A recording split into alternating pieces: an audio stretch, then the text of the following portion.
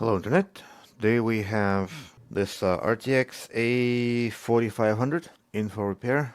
If I remember correctly, customer said something along the lines of knocked off components, so we can probably, well, before I go anywhere, I'm gonna go ahead and measure some resistance to see if we don't have any shorts anywhere. Okay, no short here. Okay, that's memory most likely.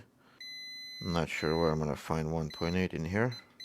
Okay, so I don't think we have any short anywhere. Let's check 3.3.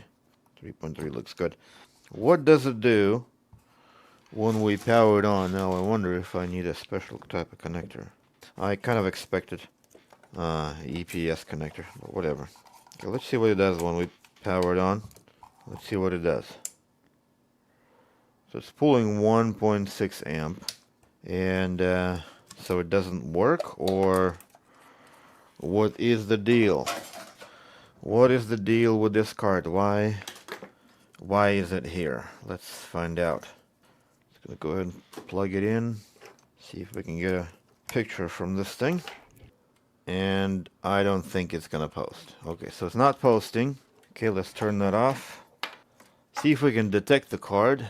Gonna switch over to an HDMI. So let's go into memory test. Right, so we're just gonna type in L for less PCI. And we are not detecting. Yeah, it's a no detect. Okay, power off. Let's have a look at why we may have a no detect. So I remember customer stated some knocked off components. So let's have a look around the board. In one area in particular that's the most interesting would be PCI Express detection. Would be this guy here. Also data line components that if they're shorted or ripped off, I don't see any of that. I'm actually don't know if we have power everywhere, so we may have issues with power as well, because I haven't taken the board apart. So if we take a look around, we might be able to. I'm not exactly sure. I think we might have missing something, like let's say we're missing packs. I'm just trying to see if I can get this thing fixed without even taking this thing apart.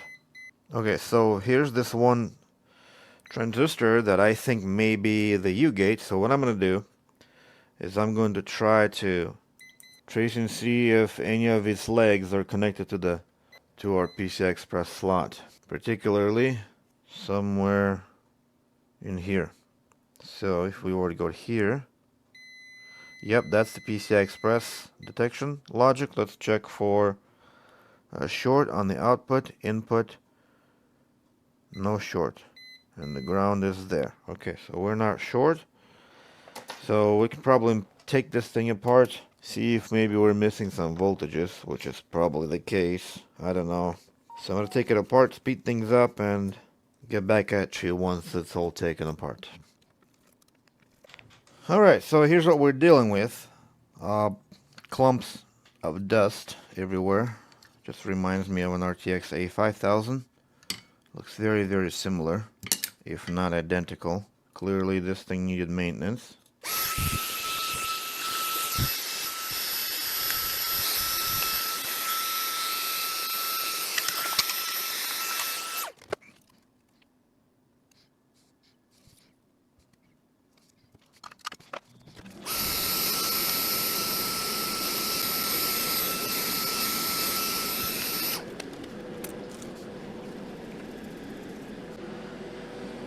Okay, here we go.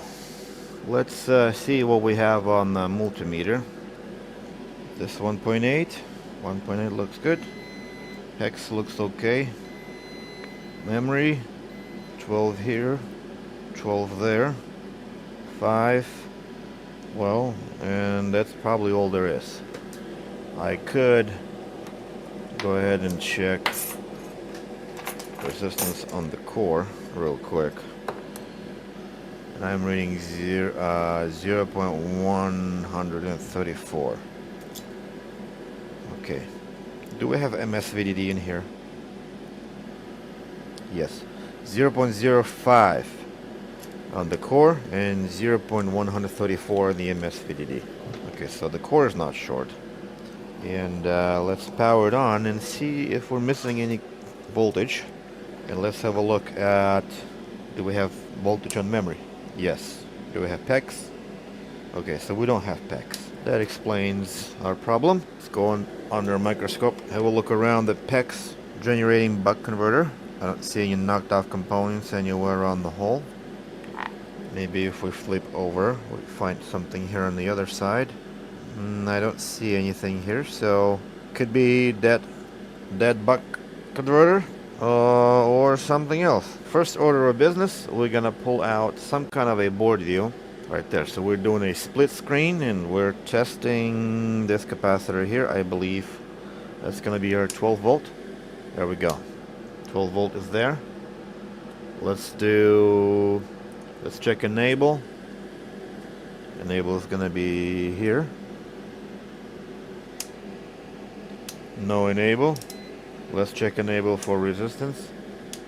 It's not pulling low. So the enable probably goes to the back of the board through okay, so 10k resistor to ground, capacitor to ground, and 0 ohm that goes, and a 0 ohm that goes to the U-gate logics. So let's see if we can jump over to these U-gates here and see if we do indeed jump from that enable to here, and it doesn't look like we do. So we do not have connection between the enable pin on the buck converter. See right there, we're not getting anything beeping. So some kind of a 0 ohm resistor is lost somewhere along the way. Which one would that be? So this is supposed to be ground. Yes. Oh, okay, look at that. Our 0 ohm resistor. Do you see what I see? Let me switch you over to a closer view here. That resistor is cracked. That must be our 0 ohm resistor that is no longer 0 ohm. Let's go ahead and remove it, or at least try. Okay, there we go. That was easy. Just put in some solder there so we can put in a new resistor. So what we're seeing here is exactly what we saw on the board view, which is very lucky. A lot of times there's hardly any match, and we have to go pin by pin, component by component, figure out where everything goes, almost to a point of drawing our own maps and then finding the treasure using our maps. Okay, let's put that resistor there. Clean up a little bit here, get rid of that blob. There we go. Now let's clean that up.